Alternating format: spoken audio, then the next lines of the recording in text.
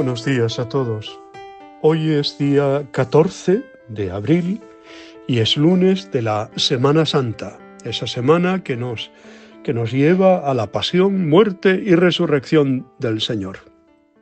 Evangelio del día de hoy, Juan 12, 1 al 11. La entrañable escena de Betania sucedió 6 días antes de la Pascua, en Betania, lógicamente, y por eso se lee precisamente hoy. La queja de Judas sirve para señalar la intención del gesto simbólico. Jesús es consciente de que su fin se precipita e interpreta el gesto de María como una unción anticipada que presagia su muerte y sepultura. La muerte de Jesús ya se ve cercana. Además, sus enemigos deciden matar también a Lázaro. De él se puede decir que no quebró la caña que estaba a punto de romperse, sino que se mostró siempre lleno de paciencia y tolerancia. No como Santiago y Juan, que prefieren hacer llover fuego del cielo sobre el pueblo que no les recibe, o como Pedro, que saca su espada y hiere a los que detienen al Maestro. Más tarde, Pedro, con un conocimiento mucho más profundo de Jesús, podrá decir que Jesús pasó por la vida haciendo el bien. También de él se podrá decir que devolvió la vista a los ciegos y se preocupó de liberar de sus males a toda persona que encontraba sufriendo.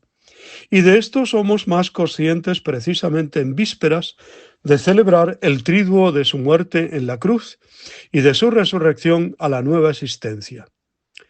Ayer celebrábamos con él su entrada en Jerusalén, con un gesto decidido de asumir sobre sus hombros el destino que nos hubiera correspondido a nosotros. El siervo camina hacia su muerte, con unción previa incluida.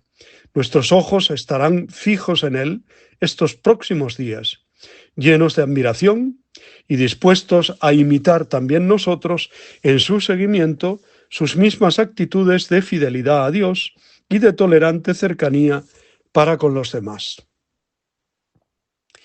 En este día, 14 de abril, la Iglesia celebra, entre otros santos, la memoria de el beato Pedro González, llamado San Telmo. Fue un sacerdote católico español. Tras ejercer como canónigo en Palencia, ingresó en la Orden de los Predicadores como fraile y se distinguió por su locuaz retórica. Acompañó como capellán al rey Fernando III de Castilla, antes de ocupar el priorato del convento de Guimaraes. Se le honra como patrono de los marineros, aunque nunca fue reconocido formalmente como tal.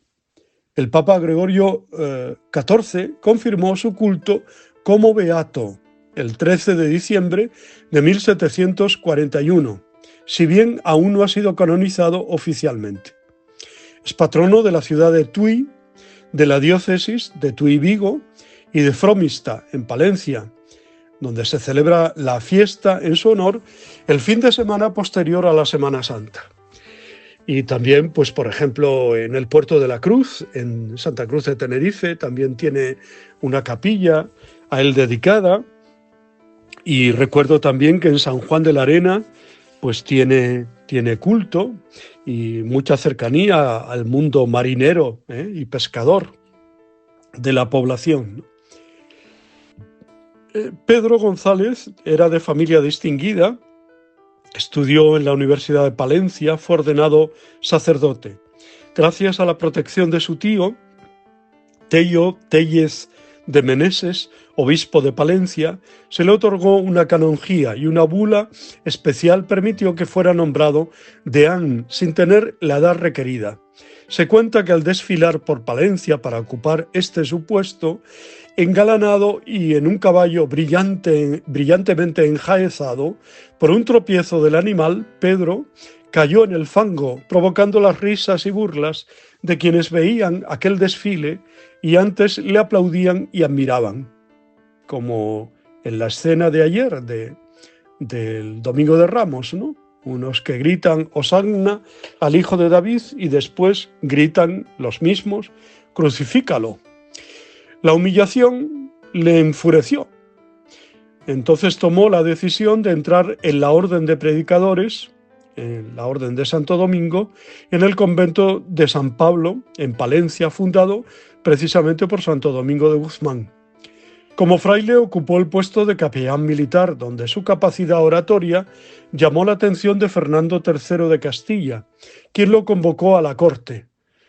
Estuvo como confesor del rey y lo acompañó en varias campañas de conquista de Córdoba, de Sevilla. Consagró como iglesias las mezquitas de las ciudades conquistadas. Al regreso de la campaña abandonó la corte para predicar en Asturias y en Galicia y en el norte de Portugal. De esta época de su vida se narra la mayoría de sus milagros, especialmente la ayuda de marineros y pescadores, por lo que se dice que sentía singular simpatía. Fue nombrado prior del convento de Guimarães en Portugal, donde tuvo entre esos frailes a Gonzalo de Amarante, el beato Gonzalo de Amarante.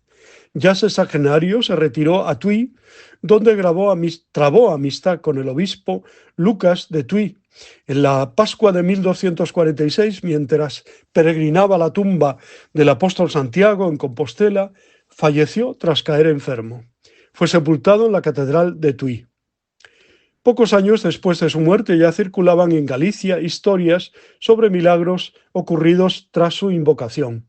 En 1258, el obispo de Tui, Gil Pérez de Cerveira, envió al capítulo general de los dominicos de Toulouse una relación de 180 milagros que sirvió de base para la inclusión de una breve biografía de la Vitae Fratum de Gérard de Frachet, de 1260, aunque fue solamente en 1741, cuando a instancias del maestro general de la orden, Tomás Ripoll, el Papa Benedicto XIV lo reconoció como beato y autorizó su culto por la vía de la canonización equivalente. En épocas recientes, la diócesis de Tui Vigo ha emprendido un proceso formal de canonización de Pedro González Telmo. En el 2016, las cofradías de Tui, Oporto y Fromista se unieron para solicitar su canonización al Papa Francisco, que fue obispo en el barrio de San Telmo de Buenos Aires. Generalmente en la iconografía se le representa vestido con el hábito de la orden dominica, llevando en la mano un cirio azul que representa el fuego de San Telmo, o con un pequeño barco. A veces se lo representa alimentando a los pescadores. Pues damos gracias a Dios por la vida, la obra y el testimonio de San Pedro González Telmo, el beato González Telmo.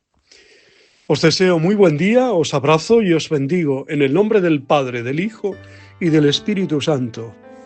Os quiero.